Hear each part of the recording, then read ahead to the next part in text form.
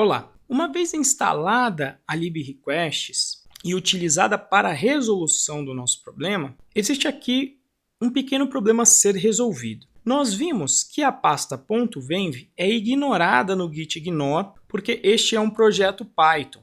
Portanto, nada do que está dentro desse virtualenv será disponibilizado no nosso controlador de versão.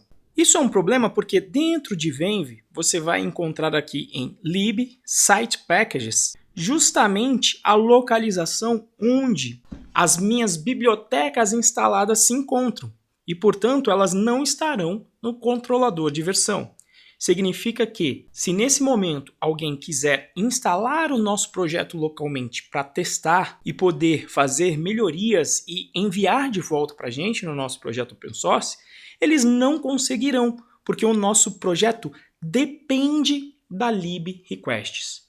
Inclusive, esse termo depende é interessante porque nós dizemos que a librequests é uma dependência do nosso projeto, ou seja, uma lib da qual nosso projeto depende para funcionar. Como é que nós vamos resolver este problema? O pip possui um comando para você verificar todas as bibliotecas que se encontram instaladas no momento. Então eu vou digitar aqui embaixo no terminal, olha, pip freeze é o comando para que eu identifique todas as libs que estão instaladas.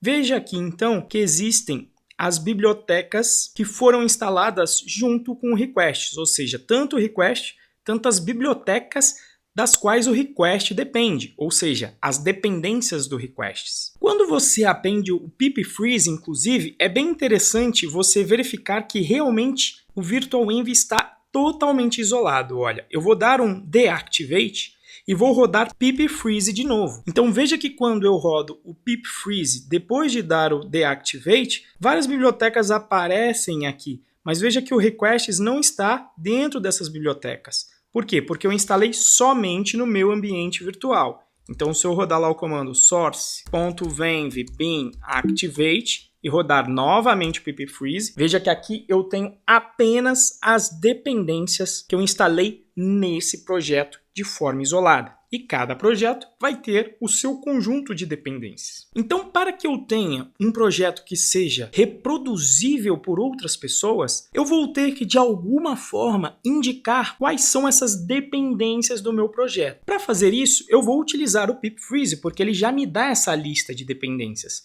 E eu vou jogar essas dependências em um arquivo texto, que costuma se chamar requirements.txt. O nome pode ser qualquer um, mas é uma convenção muito forte do Python que esse arquivo se chame requirements.txt. Então eu crio este arquivo que fica na raiz do meu projeto, justamente definindo todas as dependências do meu projeto. Então, se alguma outra pessoa quiser contribuir, ou até mesmo se você for instalar o projeto em outro computador, o que você vai ter que fazer? Uma opção seria dar o pip install no requests, mas imagine que existissem várias outras dependências dentro do projeto. Você ia ter que lembrar de dar o pip install para cada uma delas. Já quando você tem um arquivo requirements, você consegue fazer essa instalação indicando o endereço desse arquivo. Então, eu vou emular aqui esse processo de criação de virtualenv e instalação das dependências. Portanto, eu vou apagar aqui o nosso .venv. Então, se esse fosse um projeto que eu estivesse acabado de fazer o clone, o que eu ia fazer? Eu ia primeiramente criar o virtualenv na minha pasta .venv. Então, com o meu virtualenv criado, eu vou ativar esse virtualenv. Então, source venv bin activate. E aí eu vou rodar o pip install, mas agora eu vou passar a opção "-r", justamente o mnemônico de requirements. E aí eu vou passar o endereço do arquivo que contém a lista de dependências. Nesse caso aqui, requirements.txt. Quando eu faço isso, ele vai então instalar todas as dependências nesse meu virtualenv.